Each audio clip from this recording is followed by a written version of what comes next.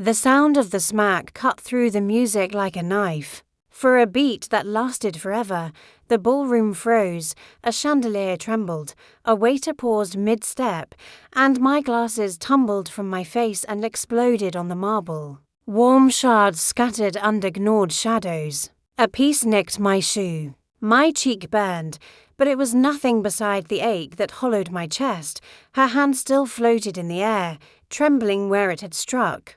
Juliet, in white and silk, stood at the center of all those eyes and pointed at me with the same hand, as if to show the room her trophy. "That's what selfishness looks like," she shrieked, voice sharp with triumph. "Someone of your age does not need all that space," she laughed then, a brittle, triumphant sound, and the guests, like obedient extras, nodded along. Nobody moved to help me. Not one person rushed forward.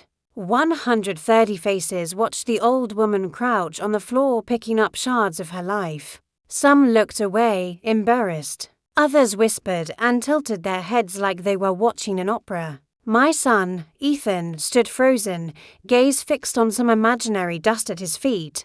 "As if I had become heir, you're not welcome here anymore," she announced, smoothing the front of her gown as though she were arranging curtains. My apartment would be perfect for them while they looked for something better. The implication was surgical: make the old woman smaller, then swallow her property. The room held its breath. I didn't run, though every instinct begged me to flee. Instead, I felt something close to a long-buried resolve rise under the humiliation. Tears came, not only for the sting on my face, but for what had finally snapped inside me. That slap was not just a physical hit, it was the end of a story I had been writing in secret for decades. My name is Aurora Hughes. I am 68. I wear thrifted coats and drive a tired sedan. I arrange flowers 3 afternoons a week because it keeps my hands busy and my mind steady. To the world, I was the humble widow with a comfortable but modest life. To them, to Juliet, I was an impediment, old, solitary, a burden with too much space and not enough sense. They were wrong about everything, but appearances are mercilessly deceiving. We chose a modest life long ago. My late husband Robert and I, he preferred shading our fortune with silence. He called it protection. We learned to live small in public, to say less than we felt, to hide what the world might covet. We kept our door modest, our cars quiet, our conversation soft, because visible wealth attracts vultures. We were careful, and for years that discretion worked. Juliet never saw it that way. From the first time she stepped into my apartment, ribbons of sunlight falling across old books and a faded rug, her face had changed into something clinical, like she was calculating. She commented on the curtains, then the paint, then the view from the balcony. She didn't ask about my life. She measured the square footage. She smiled as if she were congratulating herself on a successful hunt. Little comments turned into a campaign. "Maybe you should downsize for your safety," she suggested one dinner, laying glossy retirement home brochures on my coffee table as if they were gifts. "It would be easier for you." Ethan nodded at all the concern like a man who had forgotten how to love his mother. He used to sit and drink tea on my balcony and talk about nothing until the sun went down. Lately, he glanced at his phone the whole time. I understood the pattern before the words formed into a plan: calculate, coerce, then confiscate. I noticed the calls he made to banks. I noticed a man measuring the outside of my building when I happened to peek through the curtains. There were whispers on other corners I frequented, comments that sounded casual but never were. That evening at the ballroom, the culmination arrived like a car crash you could see coming but couldn't stop. After the slap, as guests murmured and the band stuttered, I reached into my worn purse and dialed a number I had not used in months. My fingers were steady. The line picked up, and a calm voice I trusted answered. "Carlos," I said. "Get to the Royal Oaks. Bring the documents." 15 minutes. My voice was small and yet hard-edged. "It's time." When we had first fallen into a quiet life, Robert had handled the numbers and I had kept the home. We had kept records, investments, deeds, the kind of paperwork the world believes only the showy claim. After he went, Carlos became my confidant, my legal anchor. He had warned me before, once truth leaves the bottle it won't go back in. But there are events that demand the whole truth on the table. If you had been watching me at that moment in the parking lot, you might have thought I was frantic. But the truth was stranger. I had never felt so in control. You don't stage a reveal unless you have already accepted what you will lose. I was ready to cut threads I had spent years tying. I wanted them to know the cost of what they had attempted. Memories crowded in the waiting minutes. The first nervous boy who walked into my living room with the hopeful grin he had as a child. The way Juliet had appraised my books and sofa like an estate agent inspecting antiques. I remembered the time I overheard her whisper on the phone that my apartment would be perfect for them while they saved for a place of their own. I remembered thinking, then, that she didn't mean perfect for memories, she meant perfect for money. I still loved my son, despite him stepping into blind allegiance with greed. That love made their betrayal ache in a way nothing else could. For months I had been doing what a parent does, trying to smooth, to protect, to hide their worst mistakes from them. Unbeknownst to Ethan, I had paid for things, quiet transfers that made rents and credit card statements balance. I'd thought I was helping him stand. Instead, I'd built a scaffolding he learned to lean on. I called Joseph Nex, my neighbor of many years, and the only face on our block I trusted without probing questions. Bring the brown folder from the second drawer, I told him. Now, Joseph had seen how Juliet came once with a man carrying a briefcase and a measuring tape. He had seen how Ethan no longer greeted him on the landing. He understood more than most. When Joseph returned, the brown folder felt like a small bomb. Inside, titles, bank statements, deeds, the quiet architecture of a private fortune. Not bragging, not vanity. Safety nets for people like us who knew the world had teeth for money. There was also something more terrible and tender. Records that showed how, for the last 3 years, I had been the invisible hand keeping their lives afloat. Small transfers, hush payments, leased guarantees, everything I'd done to spare my son from the consequences he should have faced. I sat with that truth in the car while the ballroom laughed and danced unaware. A decision, once made, turns the air into a different light, hard, honest, and burning away illusions. Tonight, they would see a woman they had gaslight into weakness take the stage not for blame, but for justice. When Carlos's headlights cut through the night and he stepped out with his briefcase, law-like and calm, I felt an odd peace. The world would talk about the scene for weeks. They would replay the slap. They would retell the reveal. But it would be the end of a certain kind of silence, and sometimes, you learn, silence is the one thing that keeps villains safe. It's one thing to be humiliated in front of strangers. It's another to stay silent afterward. I had decided I would not be the second. There's a strange calm that comes when you know the storm is finally yours to command. As I watched Carlos walk toward me, his coat fluttering in the soft wind, I realized I wasn't shaking anymore. My cheek still throbbed where Juliet's hand had struck, but inside, the trembling had stopped. That pain had turned into something colder, steadier. The night smelled of rain and roses. Behind the ballroom doors, laughter spilled out like it hadn't just seen a woman slapped to the floor. I had spent a lifetime learning how polite society ignores cruelty when it's wrapped in silk and good champagne. Let them drink, I thought. Let them dance. The night wasn't over. Carlos's voice was low when he reached me. You're sure about this, Segura Hughes? He asked, eyes scanning my face for hesitation. I've been sure for years, I said. I just waited for the world to give me permission. He smiled, that slow, respectful smile of a man who had seen what I was capable of long before anyone else did. Then tonight, he murmured, opening his briefcase. We end the masquerade. Inside lay everything that would undo them years ago. Robert and I had made a promise, one most couples never imagine they'll need. We had come from nothing, and we knew what envy could do. So when Robert's small company sold its software patents to a tech giant in the late 90s, we didn't celebrate in public. We didn't buy yachts or mansions. We didn't even tell our son. Instead, Robert whispered, "Let's disappear in plain sight." We bought our modest apartment under a trust name. The bank accounts were split, cloaked, hidden beneath quiet subsidiaries. It was a system Robert had spent years designing, not out of greed, but fear of how money changes people. We told ourselves Ethan would be safe if he never saw the numbers, never felt the weight of inheritance before he was ready. But people have a way of sniffing out secrets, especially people like Juliet. She arrived in our lives with a smile to bright, compliments to quick. She laughed at all my jokes in the early days, said I was adorable, called me Mama Aurora.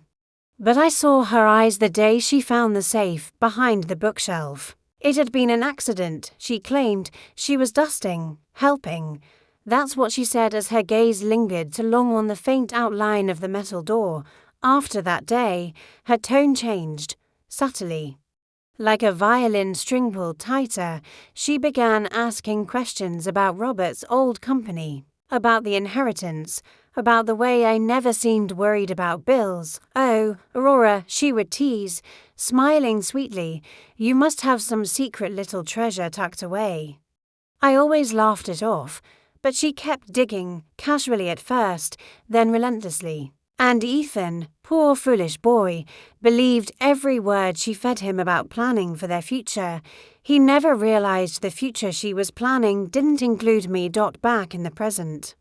I sat in the car while Carlos spread the documents on the dashboard. He moved with quiet precision, organizing the pages by color tabs, red for assets, blue for ownership, green for transfers. Each sheet was a nail in the coffin Juliet had built for herself. "I took the liberty of updating the records last month," Carlos said. "Everything's ready for public release. If you give the word." "Not yet," I interrupted. "They still need to see who they're dealing with." The headlights from another car cut across the lot. And for a brief moment, I caught my reflection in the window, the same face Juliet had mocked as old, the same eyes Ethan had stopped looking into. But behind that face was something neither of them had ever seen: clarity. People underestimate the quiet ones, the ones who smile politely, who forgive easily. But silence doesn't mean surrender. Sometimes it's just strategy. Robert used to say, "Aurora, kindness is a weapon. Use it wisely." He believed in subtle vengeance, the kind that didn't draw blood, only truth, and truth, when revealed at the right moment, cuts deeper than any knife. That belief had shaped everything I was about to do. I remembered the last night we spent together before he passed, sitting by the fire, his hand on mine. He had looked at me with those tired, loving eyes and said, "If they ever come for you, promise me you won't let them win. Promise me you'll make them see what they tried to destroy." I had promised. And now, in that dark parking lot, I whispered to the empty air, "I'm keeping my promise, Robert." Inside, the band shifted to a slower melody. Juliet and Ethan were back on the dance floor, smiling for the cameras, playing the perfect couple. My humiliation had become just another piece of gossip for them to dismiss later. That was fine. Because soon, the same people who had laughed would be whispering something entirely different, not pity. But Carlos folded the last document and looked at me. "When do we go in?"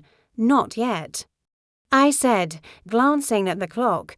"Let them have 10 more minutes of pretending." I watched through the window as Juliet leaned in close to whisper something to Ethan. He nodded, his face tight, ashamed, but still hers. I wondered if he'd ever realize that love isn't loyalty when it blinds you. The ache in my chest returned sharper than before. I still loved him, despite everything. But love doesn't erase betrayal, it only deepens the wound. Carlos, I said quietly, after tonight, I want the trust transferred. Ethan's share stays frozen until he learns what integrity costs. He nodded, and Juliet, she'll get what she deserves, I said, exactly what she deserves, the Ray hook. The ballroom doors opened. A waiter came out to smoke, laughing into his phone, oblivious to the war about to unfold inside. The air was heavy with music, perfume, and secrets. I took a deep breath and straightened my coat. Carlos handed me a small envelope, ivory, sealed with the Hughes crest that hadn't been seen publicly in decades. When you walk in, he said, this will do more damage than any slap. I smiled. Then it's time. As I turned toward the glowing doors, the wind lifted the hem of my coat like a curtain rising on a stage. Behind me, Carlos whispered, good luck. But luck had nothing to do with what was coming. I didn't need luck. I had the truth. The ballroom smelled like lilies and lies. I stood at the threshold, my reflection in the glass door catching the glitter of chandeliers, 1,000 tiny stars mocking the night. Music pulsed through the air, smooth and graceful, as though nothing ugly had ever happened within these walls. But ugliness hides best, where beauty thrives. My fingers tightened around the ivory envelope Carlos had given me. One sheet of paper, that's all it took to undo a web of deceit spun over years. I had held back for too long. Tonight, I wouldn't. I stepped inside. The music wavered, just slightly, as I crossed the marble floor. People turned. Conversations faltered.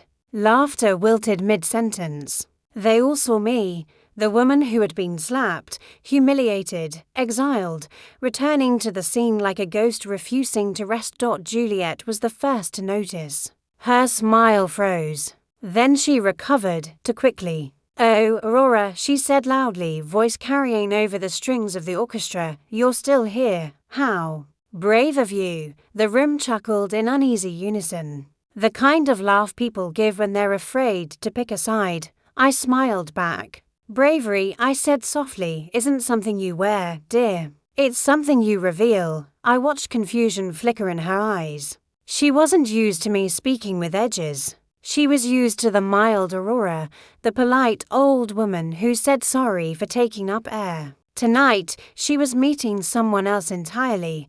Ethan appeared at her side, face pale but posture rehearsed. He reached for my arm as though to usher me out quietly. Mother, he muttered through clenched teeth, please, don't make this harder than it already is. I looked at him, really looked at him, and saw the boy he used to be. The boy who once refused to go to sleep unless I sang him the lullaby about the firefly that lost its light. Now he stood here, unable to look me in the eyes, defending the woman who had turned him into a stranger. It's already hard enough, I said, voice calm. But not for me. I handed him the envelope. Open it. He frowned, hesitant. Juliet leaned closer, whispering, Ethan, she's trying to cause a scene. I'm trying to cause the truth, I corrected, loud enough for everyone to hear. The crowd stirred. The music died. Even the waiters froze, unsure whether to stay or retreat. Ethan tore the seal, hands trembling. He unfolded the paper. For a moment, silence hung between us. Then his expression changed from irritation to confusion, then disbelief. What is this? He whispered. Juliet snatched it from his hand. Her eyes scanned the words, the legal letterhead, the trust seal, the list of properties under the Hughes estate. Then her color drained. That, I said, voice ringing through the hall, is the truth you've both been pretending doesn't exist. Gasps rippled across the room like wind through leaves. I could almost hear the whispers forming. Estate. Trust. Assets. For years I had let them believe I was a harmless widow clinging to her modest apartment. I'd lived quietly, purposefully small. I'd let them underestimate me because I wanted peace. But peace is a luxury people mistake for weakness. Juliet stammered. You hid this. All this time. I protected it, I said. From greed. From people who smile while they steal, her eyes darted around the room, searching for someone, anyone, to save her from the rising wave of humiliation. "You're lying," she spat finally. "Everyone knows you live off that old pension. This is forged." Carlos stepped forward from the back of the room, his presence calm, composed. "Actually, Mrs. Hughes speaks the truth," he said, his accent smooth as polished glass. "I'm her attorney. And everything in that envelope is legally verified." The room broke into murmurs again. Juliet's composure cracked visibly now, the tremor in her fingers, the way she bit her lip, her perfect posture folding under the weight of exposure. "Why?" she whispered finally, voice barely audible. "Why hide it?" "Because," I said, walking closer until our eyes met, "I wanted to see who you would become when you thought I had nothing." Ethan's face went white. He opened his mouth, but no sound came. I saw guilt there, the kind that eats slowly, the kind that knows too late what's been lost. "You lied to me," he said hoarsely. "You made me think." "No," I interrupted, gently. "I let you think." "There's a difference." Juliet's mask shattered completely then. Her voice turned sharp, desperate. "You think you can embarrass me? You think anyone will care about some dusty papers and old money?" I smiled faintly. "Oh, Juliet, I'm not here to embarrass you. I'm here to remind you of something you forgot. Everything you built with deceit collapses faster than you think."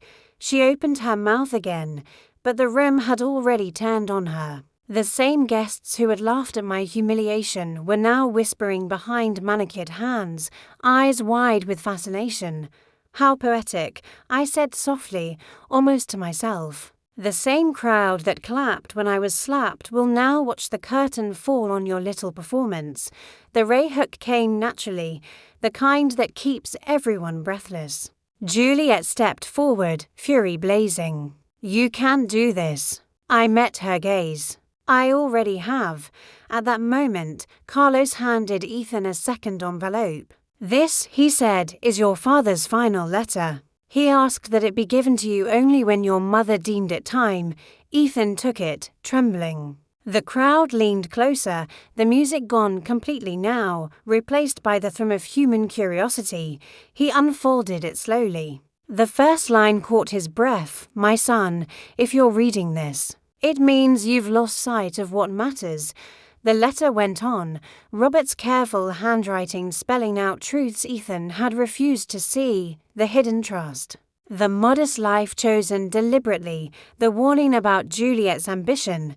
Ethan's eyes filled with tears. "He knew," he whispered. "He knew all along." "Yes," I said. "He saw her long before you did." Juliet backed away, shaking her head.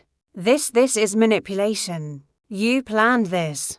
"Of course I did," I said, my voice steady as stone. "You think revenge is spontaneous?" "No, my dear. It's crafted, like art." The crowd erupted in quiet awe. A few even clapped, unsure whether it was allowed. Juliet turned to Ethan, voice breaking. "You're not seriously believing this," but he wasn't listening. His gaze was locked on the letter, tears streaking his face, and for the first time in years, I felt the faintest glimmer of peace. Not triumph, not yet, but something like the return of dignity. I turned to leave. Behind me, Juliet's voice cracked into sobs, Ethan's confusion splintering into silence, and the room buzzed with murmurs that would spread like wildfire by morning. At the door, Carlos caught up to me.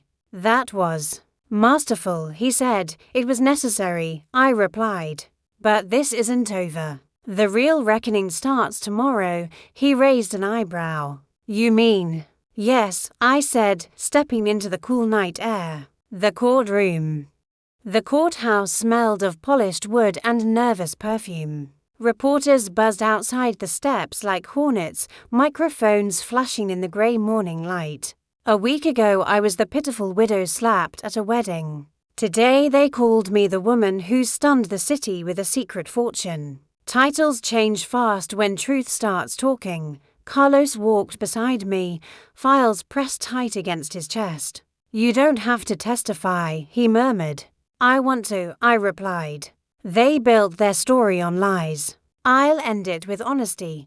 Inside, the courtroom glowed under harsh fluorescent light. No chandeliers here, no music to soften cruelty. Juliet sat at the defendant's table, elegance fraying at the edges, makeup layered like armor. Ethan sat behind her, eyes hollow, caught between guilt and disbelief. I wondered whether he'd slept at all.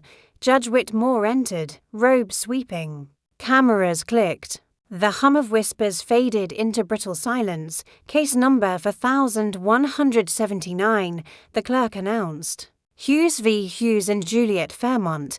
Even hearing it aloud felt surreal. My own surname standing against my son's. Juliet's attorney rose first, voice slick as oil. Your Honor, my client contests the authenticity of Mrs. Hughes's claims. The alleged estate documents are convenient fabrications designed to humiliate a young couple. He gestured toward me, as though I were a magician performing cheap tricks. Carlos stood. We anticipated that claim. He handed over a binder thick enough to silence arrogance. These are the certified copies of the Hughes Family Trust, notarized in 1998 and updated in 2014. Each bears Mr. Robert Hughes's original signature and the bank seal. The judge adjusted his glasses, flipping through the pages. Impressive record keeping, Mrs. Hughes. I smiled faintly. My husband taught me well, Your Honor. Juliet's mask slipped. She leaned toward her lawyer, whispering furiously. I caught a few words: settle, media, can't afford. The ray hook came naturally. I leaned forward and said clearly enough for the microphones, Juliet, you once told me I was too old to understand the modern world. Yet here we are in a world that still values paper over gossip. The courtroom tittered. Even the judge's mouth twitched. Juliet's lawyer tried to recover. Your Honor, my client only wished to relocate Mrs. Hughes for her safety. She never intended harm. Carlos opened another folder. Exhibit C, he said. Recordings from security cameras outside the plaintiff's apartment showing Mrs. Fairmont and an unknown male measuring the premises 2 weeks before the incident. Audio includes discussion of selling the property without the plaintiff's consent. A gasp rippled through the courtroom. Juliet froze. Ethan's head dropped into his hands. The judge frowned. Mrs. Fairmont, do you deny this footage? Juliet's lips trembled. I was helping Ethan plan renovations, I interrupted softly. Renovations of a home I still owned. Silence followed. Heavy, suffocating silence, the kind that announces defeat before the gavel ever falls. Ethan finally stood. Mother, I didn't know about the sale, he said, voice cracking. She told me you'd already agreed. I met his eyes, and for the first time in months, I saw the boy, not the pawn. Then you know what kind of woman you married, I said gently. Juliet turned on him, panic shredding her composure. Don't you dare blame me. You were happy to take her money when it suited you. The judge banged the gavel. Rudder. Carlos stepped forward. Your Honor, my client requests that all assets of the Hughes Trust remain under her exclusive control until this matter concludes. Furthermore, we are filing for a restraining order to prevent any further coercion or contact. Granted, Judge Whitmore said without hesitation. Given the evidence, that's prudent. Juliet collapsed back into her seat. The reporter's pen scribbled furiously. When the session adjourned, I walked past Juliet without looking at her. But she reached out, fingers brushing my sleeve. Was this worth it? She hissed. You destroyed your family. I turned slowly. No, I said. You did. I just refused to let you bury it quietly. Her eyes filled with tears she didn't deserve. She looked less like a villain now, more like a child caught stealing in a store, ashamed, furious. Terrified all at once, I didn't feel triumphant, just a released. Outside, the flash of cameras met us again. Reporters shouted questions. How much is the estate worth? Will you press criminal charges? Carlos shielded me with his arm. No comment, he said, but I stopped him. I turned to the crowd. Wealth doesn't buy dignity, I said, but truth always pays its debt. The quote made headlines before noon. That evening, back in my apartment, the same one they had tried to take, I brewed tea and sat by the window. The city looked different now, same skyline, but lighter somehow, as if it too had been holding its breath. Ethan called just after sunset. His voice was hoarse. "Mom," he began, then stopped. I waited. Sometimes silence says more than words. "I don't know how to fix this," he whispered. "You start," I said, "by stopping your excuses." He began to cry quietly. It wasn't victory, but it was human. That was enough for the night. Carlos arrived later with a small smile. The judge's ruling made waves. "Juliet's attorney has withdrawn from the case." I nodded. "She'll find another, but the damage is done." He set a sealed envelope on the table. "These are the next filings. Once you sign, your control over the trust is absolute." I signed without hesitation. Years of silence had prepared my hand for this moment. Carlos hesitated at the door. "You know, Segura Hughes, revenge stories usually end here with the enemy broken. But yours doesn't feel finished." I looked out at the city lights. "Because it isn't," I said. "Redemption hasn't started yet." He tilted his head. "Redemption for whom?" "For my son," I whispered. The storm came 2 days after the hearing. Rain lashed against the windows like angry fingers, streaking the glass in crooked patterns. I sat in my usual chair by the balcony, tea cooling beside me, the city blurred behind the downpour. It felt fitting. The sky grieving for something that had already died. Ethan hadn't called since that night. I didn't expect him to. Guilt makes people silent. Shame makes them vanish. I knew he was somewhere between both. Carlos had told me Juliet moved out of their apartment, taking only her jewelry and a box of old photographs, perhaps the ones she used to parade on social media, proof of a life she never earned. She hadn't been seen since. The papers called it the socialite's collapse. Some tabloids claimed she'd fled the country. Others said she was preparing a tell-all interview to expose the real Aurora Hughes. Let her, I thought. The truth needs no defense, but Ethan. He was the one piece of this puzzle I couldn't bring myself to let go of. He was still my son, even if the man he'd become broke my heart. That evening, the doorbell rang. The sound startled me, sharp, unexpected, echoing through a house that had felt too quiet for too long. I opened the door, and there he was. Ethan stood drenched, eyes hollow, rain dripping from his hair onto his coat. He looked 10 years older. He didn't speak at first. He just stood there, soaked and small, the way he used to look after getting caught in the rain as a child. "May I come in?" he asked finally. Voice thin as glass. I stepped aside without a word. He walked past me, glancing around like the apartment itself was foreign territory. Maybe it was. It had changed, not in decor, but in spirit.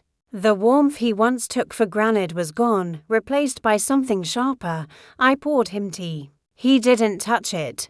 He stared at the steam instead. "Mom," he said finally, "I'm sorry." The words fell like stones. I'd imagined hearing them 100 ways, angry, rehearsed, defiant, but this version was none of those. It was quiet, real. I said nothing. I wanted him to keep talking. He took a shaky breath. "Juliet's gone. She packed last night. Said she couldn't live under your shadow." His mouth twisted bitterly. "I guess it's easier for her to leave than face what she's done." I watched him, searching for truth behind his tone. "Guilt, shame. Maybe both. Do you still love her?" I asked. He hesitated. "I don't know. Maybe I loved who I thought she was. But she loved what I wasn't, rich." There it was, the painful clarity I'd been waiting for. "I failed you," he said quietly. "Dad trusted me to be better. And he broke off, eyes wet. "You were right about everything." "No," I said softly. "I was patient." "That's different." He looked up, confused. "Why didn't you tell me sooner? About the trust, the money, All of it, I sighed, fingers tracing the rim of my teacup. Because wealth makes people forget their values. And I didn't want that for you. But it happened anyway, he said. Yes, I whispered. Because you listened to someone who fed your fear of not having enough, he winced. You must hate me. I looked at him for a long moment. Hate, I said quietly. Ethan, I could never hate you. But disappointment, I paused. That's a heavier burden than hate. He nodded, eyes glistening. I want to make it right, he said. I'll return every cent she took. I'll sign whatever you need me to. I shook my head. This isn't about money. It never was. Outside, thunder rolled, low, steady, like an old warning from the earth. Ethan stood and paced the room. She's trying to contact the press, he said suddenly. A journalist called me this morning. They said Juliet's claiming you manipulated the court, that you faked Dad's trust documents. I smiled faintly. Of course she did.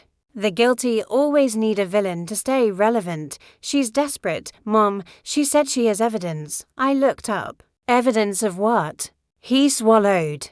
She mentioned something about a letter from Dad. My heart went cold. What letter? She wouldn't say. Just that it proves you lied.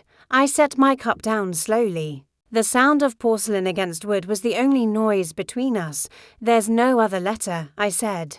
I know because I wrote everyone he left. Ethan frowned. What do you mean? Your father dictated them to me in the hospital, I said softly. He was too weak to write. I put his words on paper. There was no secret letter. She's bluffing. He nodded slowly, but doubt still clouded his eyes. Juliet's poison had roots. Deep ones. That night, after he left, I stood by the balcony watching the city lights smear across the wet streets. A faint ache crawled behind my eyes, the kind that comes from remembering too much. I had thought the slap was the worst wound, but betrayal lingers longer. It festers quietly, whispering what-ifs. Juliet's threat didn't scare me, but it stirred something else, curiosity. If she was bluffing, fine. But if she wasn't? Then someone else had been feeding her information. Someone close enough to know the private parts of our story. I turned, scanning the shadows of my quiet apartment. For the first time in years, it felt unsafe. The ray-hook hit like a slow realization. What if Juliet wasn't bluffing? What if someone wanted this war to continue? The next morning, a letter arrived, no sender. Just my name, written in a familiar hand, one I hadn't seen since before Robert died. My heart stopped. The ink on the envelope was fresh, but the handwriting, unmistakable. I ran my fingers over it. Robert Hughes, I whispered. You can't be. Inside, the paper was aged, yellowed, creased. A single line written in his neat, slanted style. If you're reading this, Aurora, the truth you think you buried wasn't the whole truth. The world tilted slightly. My pulse quickened. Either Juliet was the cleverest liar alive, or my husband had left one final secret. The letter trembled in my hands like something alive. Outside, the storm had passed, but thunder still muttered over the hills, echoing faintly through the half-open windows. The air smelled of wet pavement and truth. For 24 hours I didn't move it from the table. I just looked at it folded, yellow, fragile. I kept expecting the paper to crumble, for the handwriting to blur into nonsense. But it stayed clear, sharp, deliberate, like Robert himself had written it last night. If you're reading this, Aurora, the truth you think you buried wasn't the whole truth. Those words kept looping in my mind. What truth?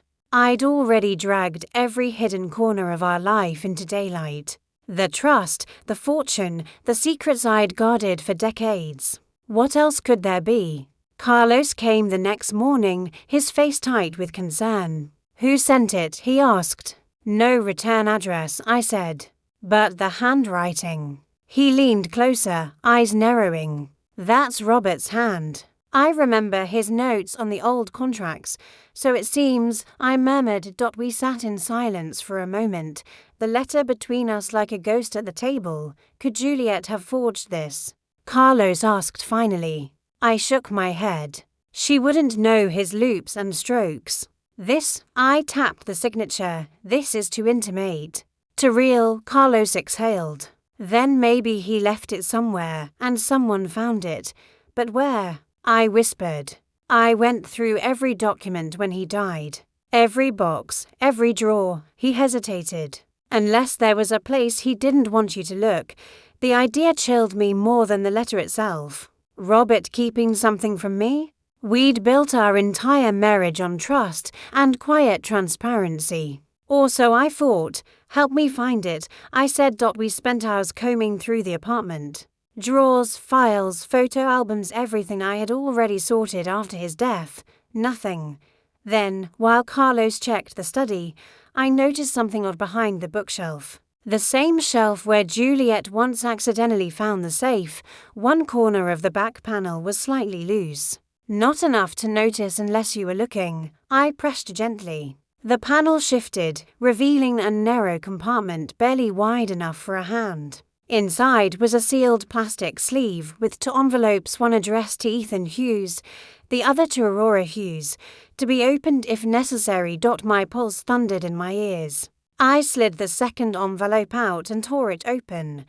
The letter inside was dated 2 weeks before Robert's death. Aurora, if this ever reaches you, it means I couldn't finish what I started. There are things about the trust you don't know, decisions I made to protect you, and one mistake that still haunts me. I authorized a silent partner years ago, someone who helped me move our assets offshore. He was meant to be trustworthy, but he changed. His name is Victor Lane. The name hit me like ice water. Victor Lane, the quiet investor who had attended our anniversary dinner once, the one who had toasted to discretion and legacy. I hadn't seen him since Robert's funeral. If anything ever happens, he'll come for the trust. I thought I could control him. I was wrong. The letter ended there. No signature, no date beyond that single line. Carlos read it twice, face paling. If this is genuine, you're in danger, he said. Lane's been investigated before for laundering, property fraud, even coercion. But nothing ever sticks. He knows how to disappear. I stared at the ink. Juliet's evidence, I said slowly. What if Lane gave it to her? The realization sank deep and cold. Juliet hadn't been bluffing. She'd been used. I turned to Carlos. Find everything on him. Where he is, who he's working with, if he still has any claim to the Hughes assets. He nodded. I'll start now. But if he's involved, he won't sit quietly while we dig. Then we dig quietly, I said. That night, I couldn't sleep. The city outside buzzed with restless lights, but my thoughts were louder. I sat at Robert's old desk, tracing his handwriting again and again until the letters blurred. I wanted to believe he'd done this out of fear, not deceit. But fear and deceit often wear the same face. Around midnight, the phone rang, no number. Just silence for 3 beats after I answered. Then a voice low, steady, familiar in a way that twisted my stomach. Mrs. Hughes, it said. You've opened the letter. I froze. Who is this? You already know, Victor Lane, I whispered. He chuckled softly. Clever as ever. Robert spoke highly of you. Said you were the only one he truly trusted. That's why I'm calling to offer you a chance to keep what's left of that trust. What do you want? The documents Carlos has. The originals. Hand them over, and I make this go away. I laughed sharp, humorless. You think I scare that easily? I don't think you scare, he said. I think you protect. And you can't protect what I can destroy. The line went dead. Carlos arrived before dawn, eyes bloodshot. He called you too. Yes, I said. He knows about the files. He slammed his briefcase on the table. Then he's watching us. We have to move them somewhere safe. I opened the drawer and pulled out the sealed envelope marked Ethan. No, I said slowly. We move them exactly where he'll look because sometimes the only way to catch a predator is to make him think he's already won. Carlos looked uneasy. Aurora, this isn't a courtroom game anymore. This man is dangerous, so am I said quietly. The Rayhook came with a knock at the door. 3 sharp taps, deliberate. Carlos's hand went instinctively to his coat pocket where he kept his phone. Don't, I whispered. He's expecting us to be afraid.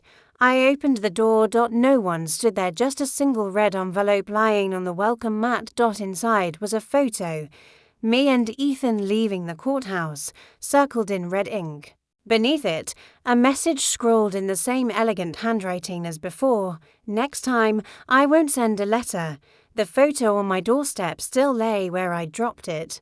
The ink ring around our faces bled faintly in the humidity, as if the paper itself was sweating. I slipped it into an envelope and set it on the table beside Robert's letters. Fear wanted to settle in my chest, but I had lived long enough to know fear only wins when you name it out loud. Carlos paced the living room, phone pressed to his ear. No return address. Same courier company that delivered the court filings last week, he said when he hung up. Whoever sent this is hiding behind someone else's paperwork, which means he's close, I said. To close, for a long moment, we just listened to the steady tick of the clock. Every second felt like a countdown. Finally, I stood. If Victor Lane wants a game, we'll play one he doesn't understand. Carlos frowned. Meaning we stop reacting, I said. We start moving. The next day I visited the bank where Robert and I had first opened our trust accounts. I hadn't been there in years. Even the marble floors seemed to echo different memories now. Behind a frosted glass wall, the branch director, a polite man named Harrison, reviewed the files Carlos had prepared. These holdings haven't been accessed since your husband's passing, he said, adjusting his glasses. But I do see an inquiry request logged last month from a third-party consultancy called L&V Capital. L&V, I repeated slowly. Lane and Victor. Carlos muttered a curse under his breath. Harrison glanced between us. Do you want that account frozen? I smiled faintly. Not yet. I want it observed. He hesitated. Observed. Yes, leave the door half open, I said. When a thief thinks he's about to reach treasure, he gets careless. That afternoon I returned home and opened Robert's study again. The room smelled of old cedar and dust, a comfort I hadn't realized I missed. I switched on the lamp, its golden light pooling over the desk like sunrise after a storm. There were ledgers, rows of handwriting I recognized, neat and unhurried. Robert's voice came back in fragments. Keep evidence quiet. Let it speak only when necessary. I scanned the notes. Hidden among investment records was a single phrase, Lane, backup location, Helios Vault number 7. Helios, I whispered. That was a private depository on the edge of the city, the kind where people stored anything they didn't want the world or the law to see. Carlos returned later with coffee and a folder. He's not in the country under his real name, he said. He's using an alias Vince Laurent. There are offshore companies in that name linked to your trust's shadow accounts, so he's already reaching, I said. Let him stretch his hand a little farther. That night, I called Ethan. His voice sounded brittle but awake. I need you to do something for me. I said, anything. I'm sending you an address, Helios Vault. There's a security team there that used to handle Dad's storage unit. I want you to claim our deposit box as next dash of dash kin. Double quotes. He paused. You trust me to do that? I have to, I said simply. Because if I do it myself, Lane will know I'm still one step ahead. But if you do it, he'll think I'm hiding behind you. That's when he'll make his move. Ethan's breath caught. Mom, this is dangerous. Everything worth protecting is, I said. He was silent for a long moment. Then I'll do it. 2 days later, the vault confirmed Ethan's visit. They said he'd signed the papers, retrieved the sealed box, and left without issue. But that night, a black car idled outside my apartment for exactly 9 minutes. The headlights never dimmed. When I stepped onto the balcony, it rolled away. Carlos arrived within the hour. "He's testing you," he said. "Seeing if you'll run, then I'll disappoint him," I replied. We opened the box together on my kitchen table. Inside was a single USB drive and a handwritten note in Robert's script. "For Aurora and Ethan, when the time comes, this will clear every shadow." Carlos connected the drive to his encrypted laptop. A series of files appeared: financial records, transactions, and correspondence between Robert and Lane dating back 15 years. Each email told a story of partnership turning sour, Lane proposing riskier deals, Robert refusing, Lane threatening exposure. And then, near the end, one message that froze my breath. From Victor Lane to Robert Hughes, subject: "Your family if you don't authorize the final transfer. I'll make sure your wife sees what you've been hiding from her." Carlos looked up slowly. "He blackmailed him," I nodded. "And Robert covered it by building the trust layers deeper." The drive was proof that Lane had been manipulating us long before Robert died. And possibly even after. Ethan came the next morning, pale from lack of sleep. I told him everything. "So Lane wanted Dad's patents," he said quietly. "And when Dad refused, he threatened him." "Yes, and when Robert died, Lane thought he could scare me into surrendering what was left." Ethan clenched his fists. "He won't stop." "Mom, I know." That was when I handed him the photo, the one left on my doorstep. His eyes widened. "He's watching us. Let him watch," I said. "Tomorrow, we'll give him something worth seeing." That night I called a friend from the press, a woman named Renee who owed me a favor. "I need coverage," I told her. "Front page, if possible. But not about the money, about corruption." She hesitated.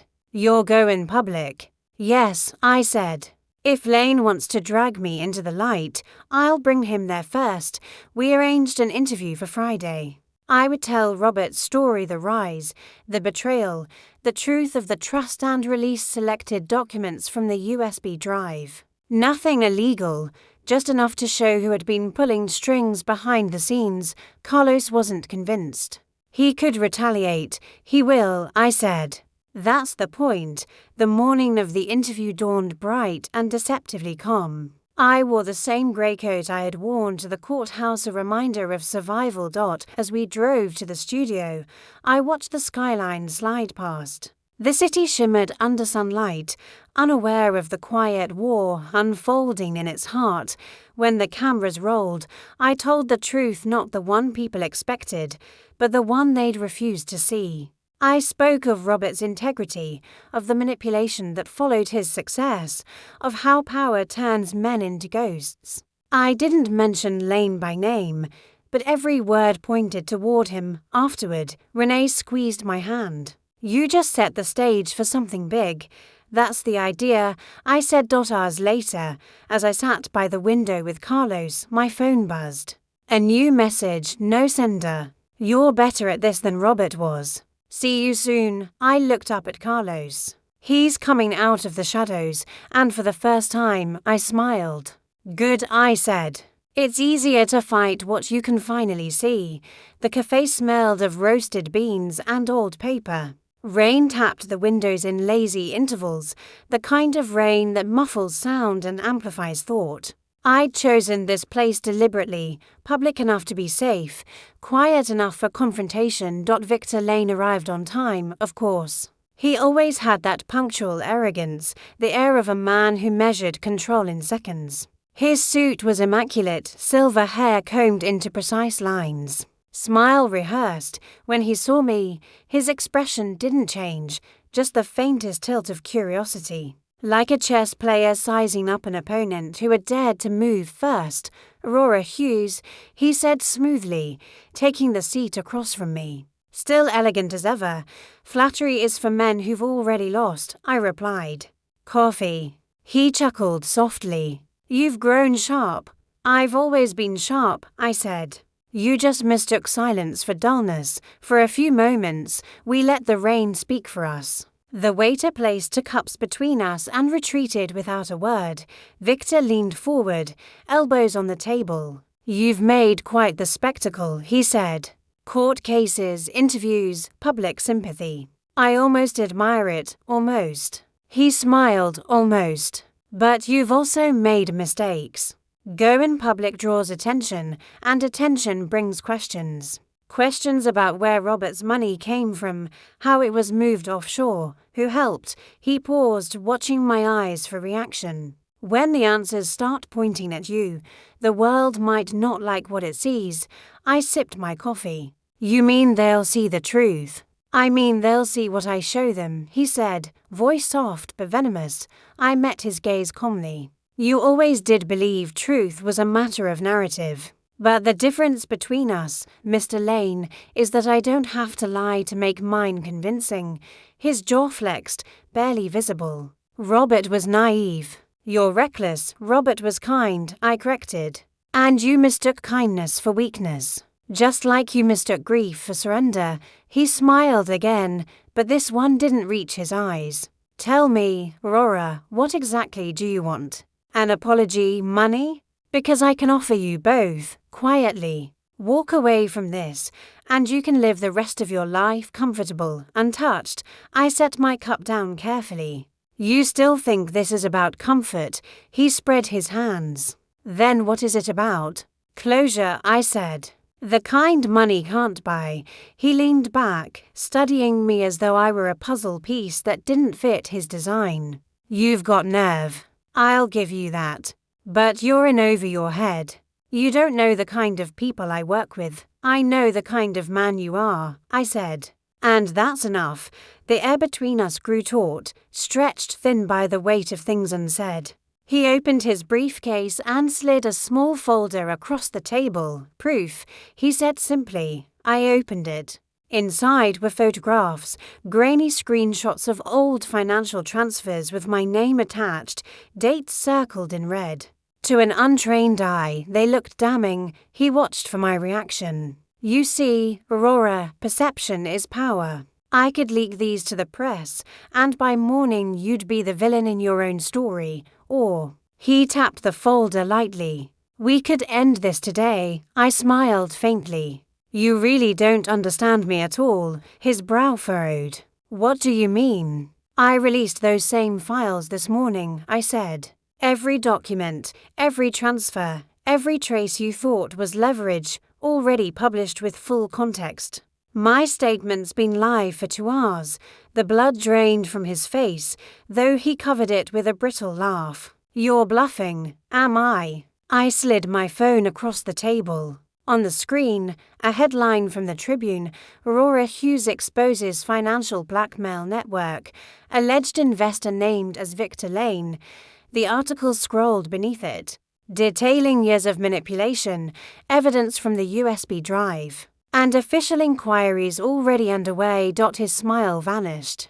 "You would burn your own reputation just to ruin mine." "No," I said softly. "To free it." For a long time, he didn't speak. Then he laughed, low, disbelieving. "You've made yourself a very visible target." "Good," I said.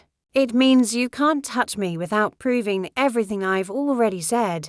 He stared at me across the table, the rain turning the glass beside him into a silver mirror. "You've got spirit, Aurora. Robert always said you were the dangerous one." "Now I see why." "I'm not dangerous," I said.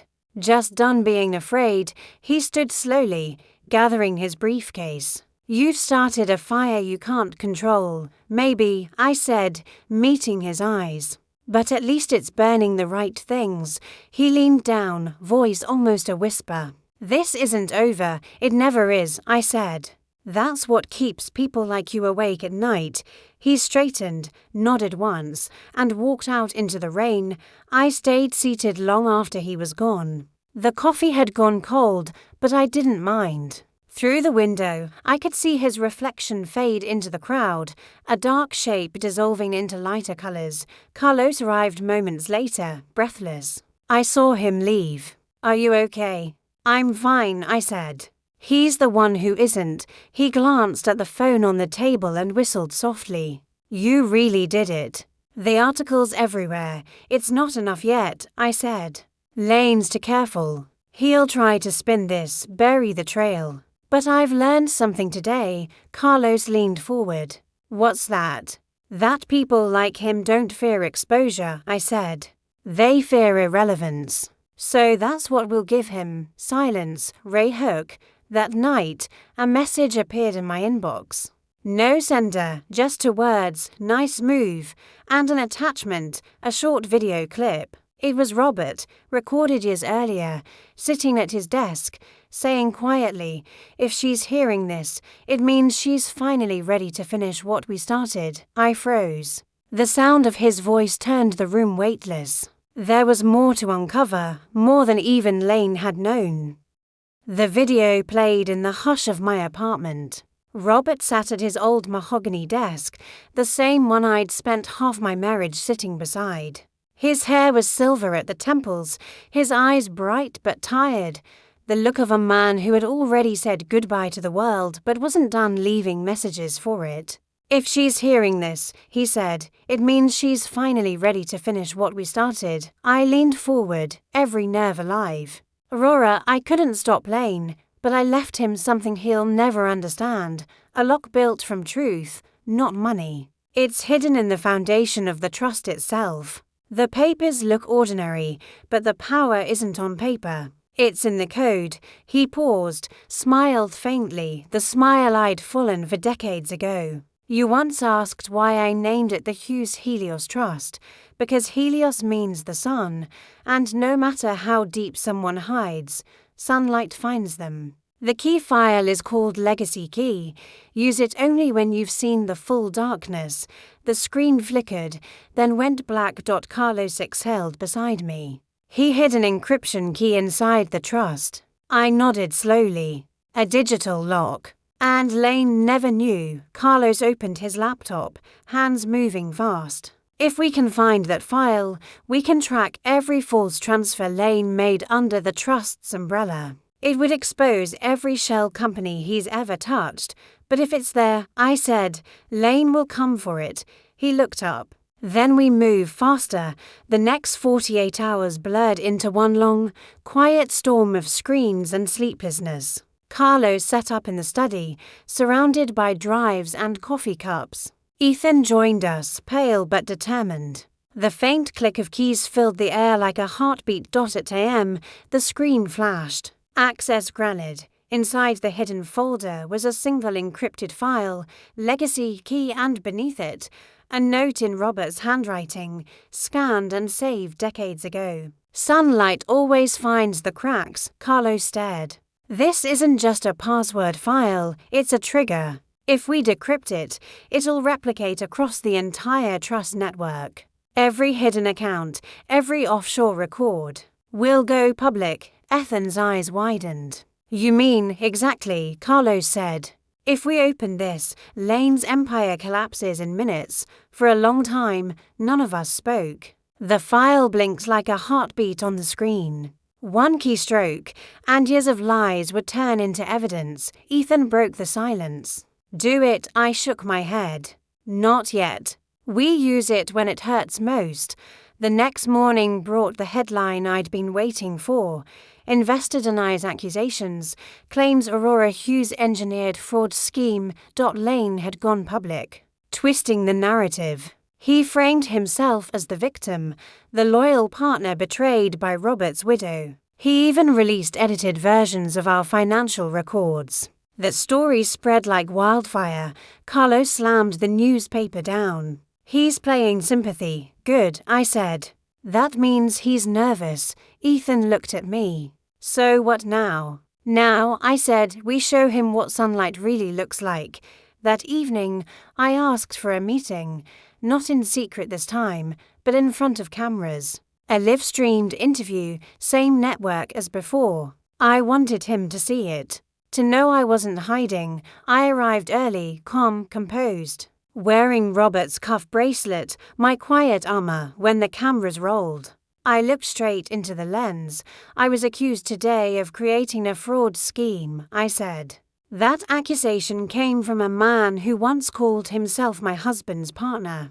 But truth doesn't need defense. It needs clarity. I paused, letting the silence settle, then added, so tonight, I'm opening the files. Carlos, backstage, tapped the enter key. On live broadcast, the monitors behind me lit up. Rows of names, accounts, transaction chains, all connecting back to one central node.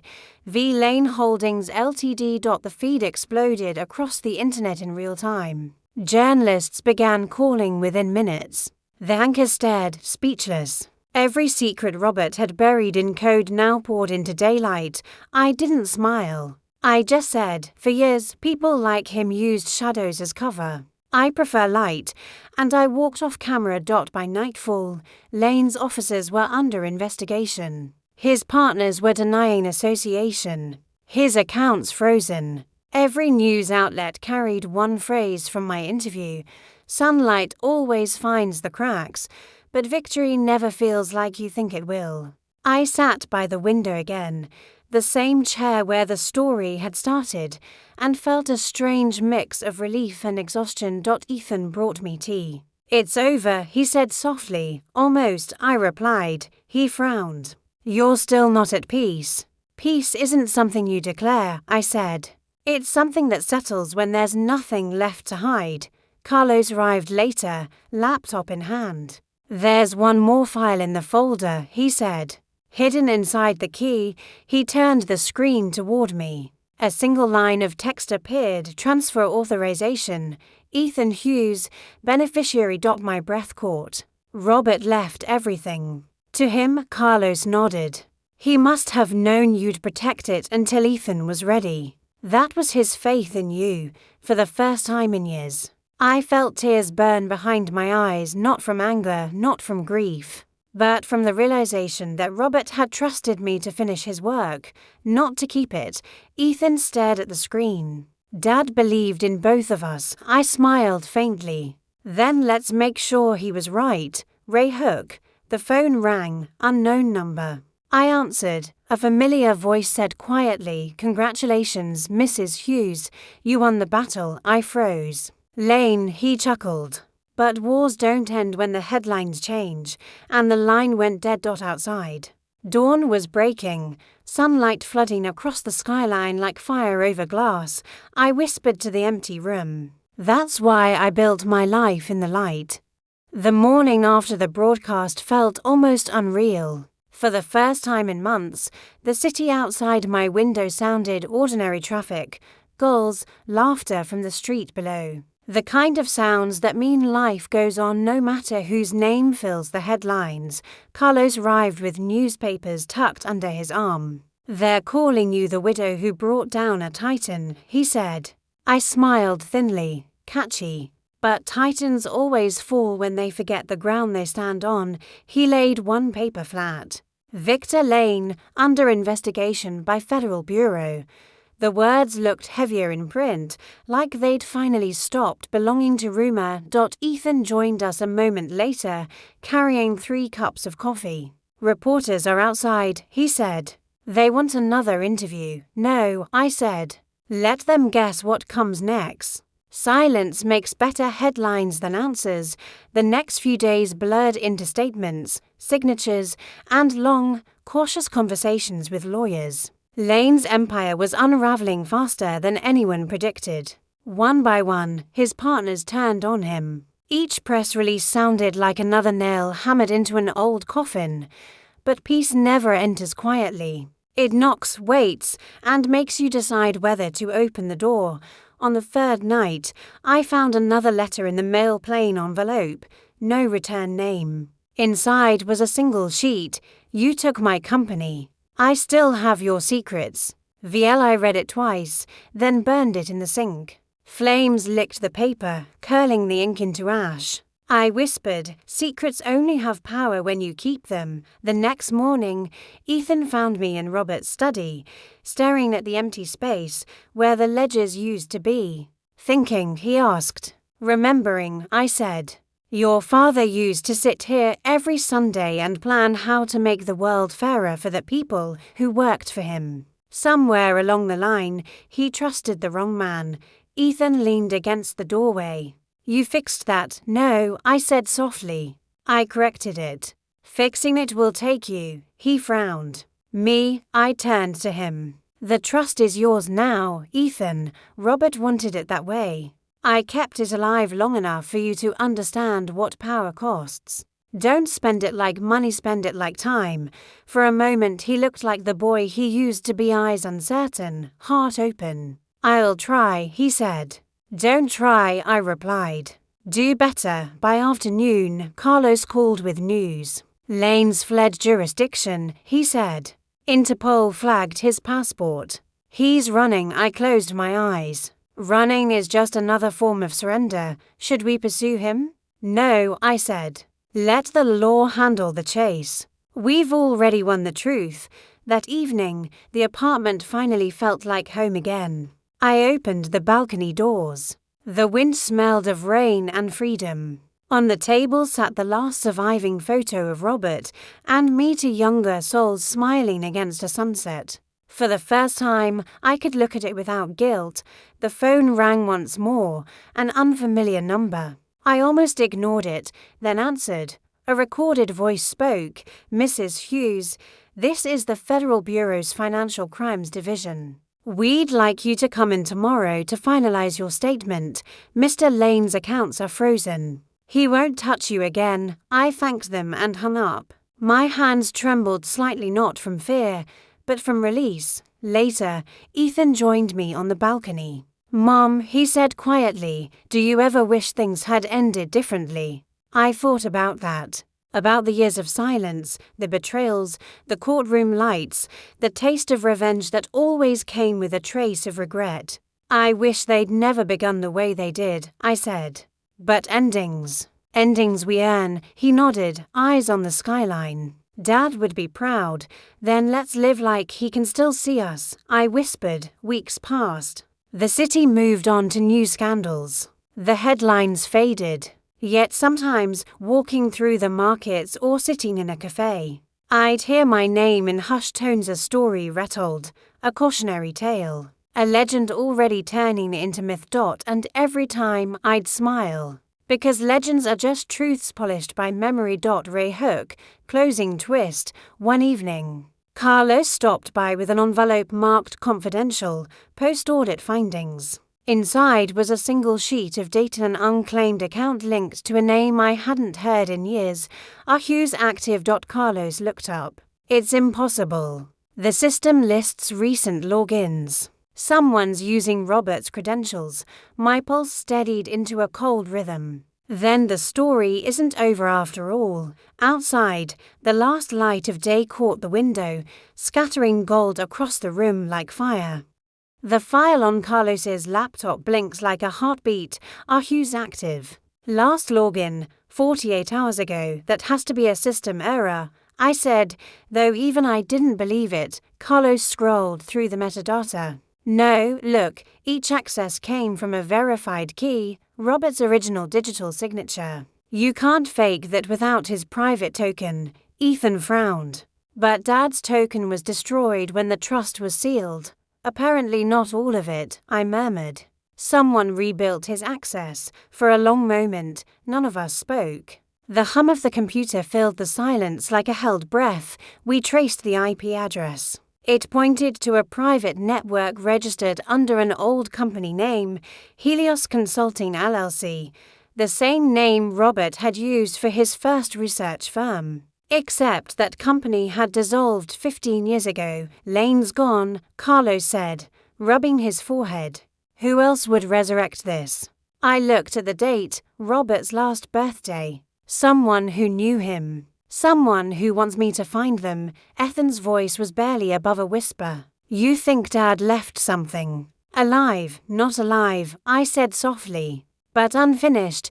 We followed the trail across encrypted mirrors, each one leading deeper into an old archive Robert had hidden from even the trust's auditors. At last a new window opened, a folder titled Solar Project. Carlos leaned closer. He never mentioned this. Inside were hundreds of files, schematics, memos, letters in Robert's handwriting. The first page began, "To the one who finds this, I built a system that doesn't need me. It watches for patterns, fraud, corruption, exploitation, and releases evidence when those patterns repeat.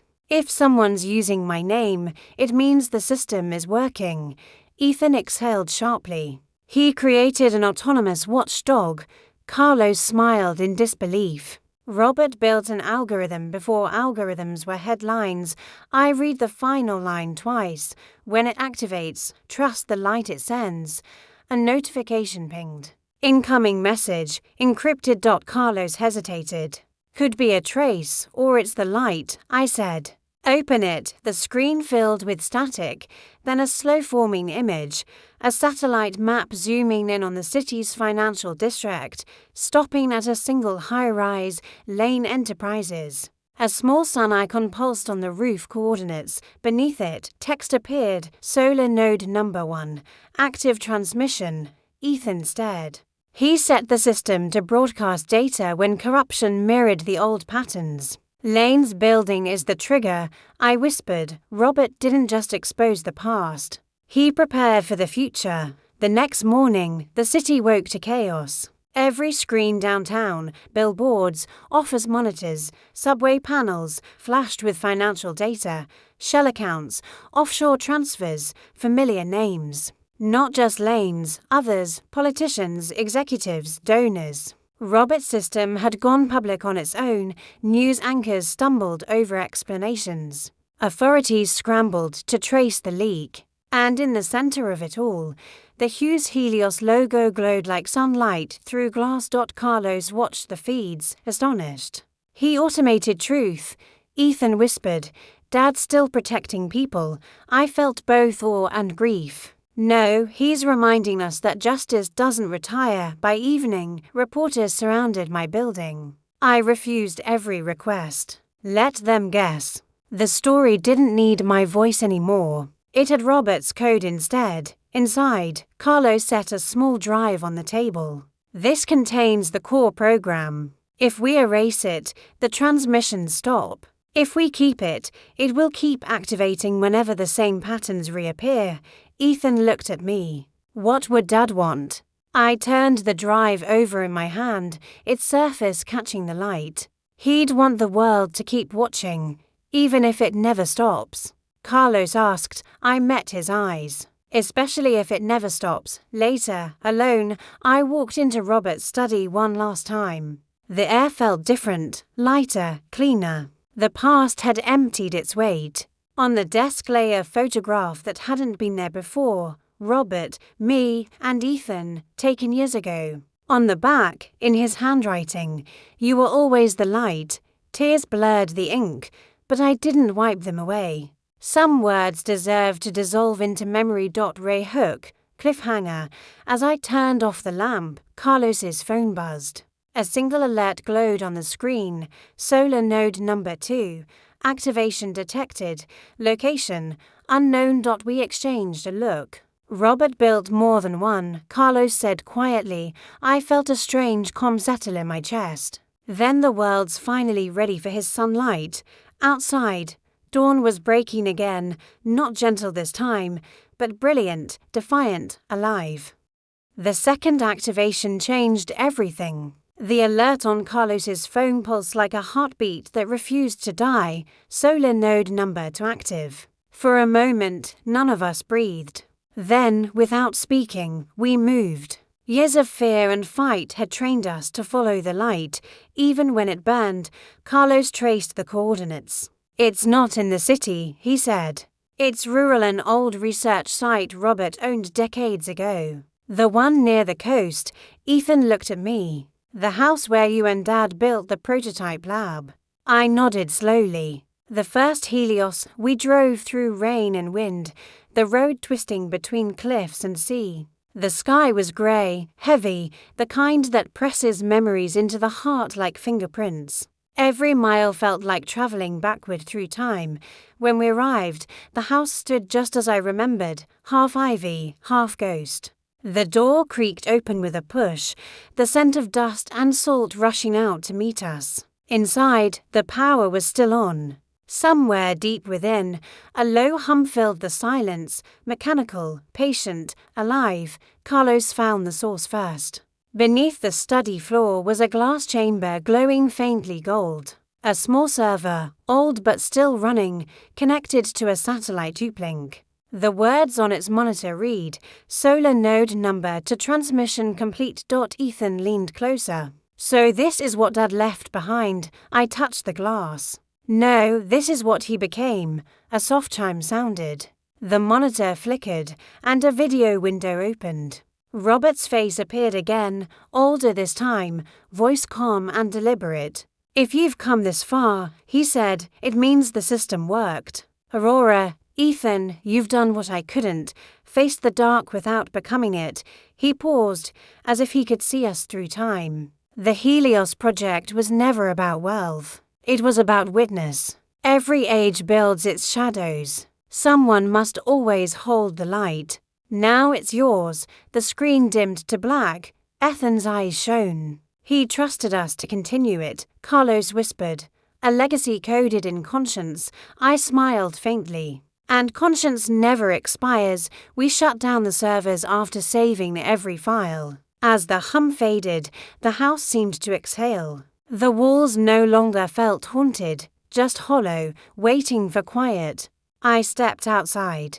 The ocean spread before us, endless and bright, reflecting a thin band of gold across the horizon. Ethan came to stand beside me. "So it's over." "Maybe," I said. "But the light doesn't end, Ethan, it just finds new eyes." He nodded, understanding without words. Weeks later, the world moved on. Lane was indicted.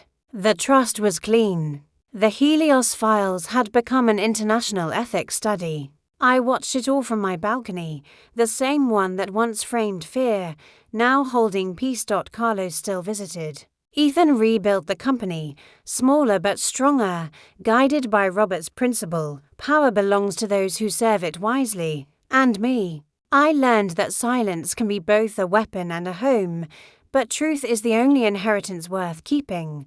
One evening, just before sunset, a small package arrived with no return name. Inside was a glass pendant shaped like a sun, filled with a sliver of golden light. A note lay beneath it, for the one who kept the light alive. There was no signature. But I didn't need one. I hung it by the window, where the sunlight caught it every morning. When the glass glowed, the whole room filled with quiet warmth, the same warmth I used to feel when Robert laughed, and as the last rays touched the pendant, I whispered to the empty room, "You were right, Robert. The light doesn't need a keeper." Outside, the city shimmered, healed, awake, alive. The story that began in darkness ended exactly where it belonged, in light.